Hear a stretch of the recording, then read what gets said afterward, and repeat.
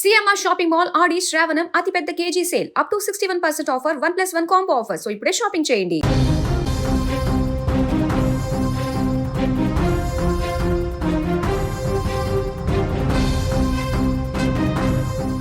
నేపాల్లో వరద తగ్గుతుందనుకుంటున్నటువంటి సమయంలోనే మరొక భారీ ముప్పు పొంచి ఉందన్న హెచ్చరిక నేపాల్ ప్రజలను ఇప్పుడు మరొకసారి కలవరపెడుతోంది. టిబెట్ ప్రాంతంలో ఏర్పడినటువంటి తాత్కాలిక సరస్సు నుంచి నీరిప్పుడు లీక్ అవుతున్నట్లుగా తెలుస్తోంది. దీంతో నేపాల్ అధికారులు ఒక్కసారిగా అలర్ట్ అయ్యారు. ఆల్రెడీ ఉదయం మనం మాట్లాడుకున్నాం, చైనా హెచ్చరించింది 72 గంటల్లో ఏమైనా జరగవచ్చు, ఇలాంటి మరొక భారీ విపత్తు జరగొచ్చని. ఇప్పుడు సరిగ్గా అలాంటి పరిస్థితి ఏర్పడింది.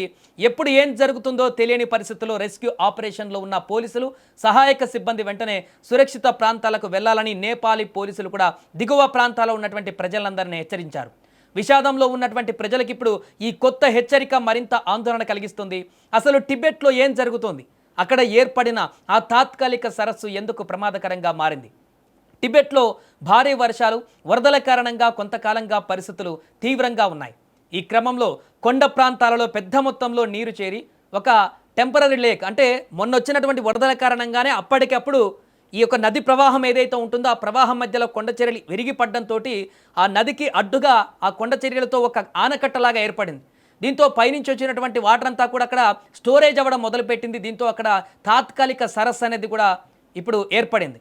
చైనా అధికారులు వెల్లడించినటువంటి వివరాల ప్రకారం ఈ సరస్సులో దాదాపు ఇప్పుడు 20 లక్షల క్యూబిక్ మీటర్ల నీరు అక్కడ చేరినట్టుగా తెలుస్తుంది. దీన్ని అడ్డుకుంటున్నటువంటి సహజ మట్టి, అంటే ఇప్పుడు కొండ చర్యలు విరిగిపడ్డటువంటి అదే ప్రాంతం ఏదైతే ఉందో అది ఎంత ప్రెజర్ ఆపాలో అంత ప్రెజర్ వరకే ఆపగలుగుతుంది. ఆ తర్వాత ఒక్కసారిగా పైన వాటర్ ఫ్లో అనేది హెవీగా అయిపోయి అది లోడ్ పడిపోయిన తర్వాత రాళ్ళ నిర్మాణం బలహీన పడితే, ఆ యొక్క మట్టి నిర్మాణం బలహీన పడితే ఒక్కసారిగా నీరంతా దిగువ ప్రాంతాలకు, ఇప్పుడు మనం నిన్న చూసాం ఆ వరదల తీవ్రత ఎంత ఉందో దానికంటే 100 రెట్లకు మించినటువంటి వరద ప్రవాహం ఇప్పుడు ఆ సరస్సు నుంచి కిందికి వచ్చే అవకాశం ఉంది. బుధవారం వరదల కారణంగా కొట్టుకుపోయిన గిరాంగ్ పోర్టుకు సుమారు 10 కిలోమీటర్ల ఎగువన ఇప్పుడు ఈ సరస్సు ఉన్నట్టుగా సమాచారం. ఈ ప్రాంతానికి సంబంధించిన కొన్ని వీడియోలను సీసీటీవీ ద్వారా విడుదల చేయడంతో అక్కడి పరిస్థితి పైన మరింత స్పష్టత వచ్చింది. ప్రస్తుతం ఈ బారియర్ లేక్ నుంచి నీరు బయటకు లీక్ అవుతున్నట్లు చైనా అధికారులు చెబుతున్నారు. ఇప్పటికే బుధవారం సంభవించిన వరదలతో నేపాల్లోని పలు ప్రాంతాలు తీవ్రంగా దెబ్బతిన్నాయి. భారీ బురద, నీటి ప్రవాహం కారణంగా రోడ్లు, వంతెనలు, ఇతర మౌలిక సదుపాయాలు అన్నీ కూడా దెబ్బతినడంతో సహాయక చర్యలకు కూడా అక్కడ తీవ్ర ఇబ్బంది కలుగుతోంది. ఈ పరిస్థితుల్లోనే టిబెట్లోని సరస్సు నుంచి నీరు లీక్ అవుతున్నట్లు సమాచారం రావడం, రెస్క్యూ ఆపరేషన్ కొనసాగిస్తున్న బృందాలను కూడా వెనక్కి పిలవవలసినటువంటి పరిస్థితి ఏర్పడింది.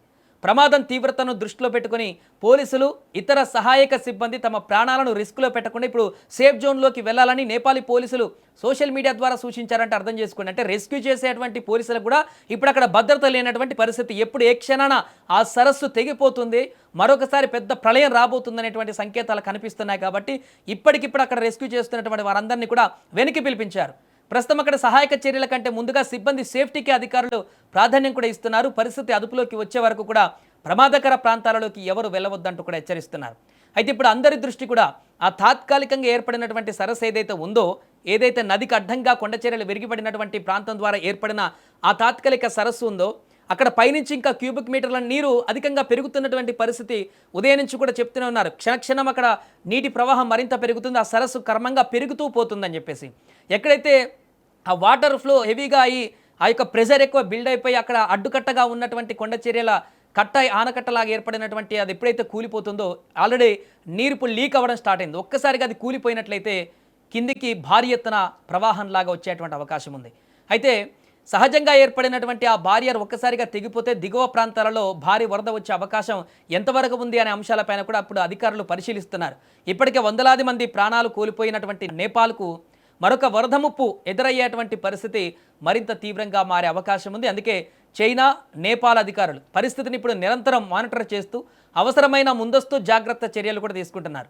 ప్రస్తుతం ప్రజలు భయపడవలసినటువంటి అవసరం లేదని చెప్పడం కంటే కూడా అప్రమత్తంగా ఉండడం చాలా ముఖ్యమని కూడా అధికారులు సూచిస్తున్నారు.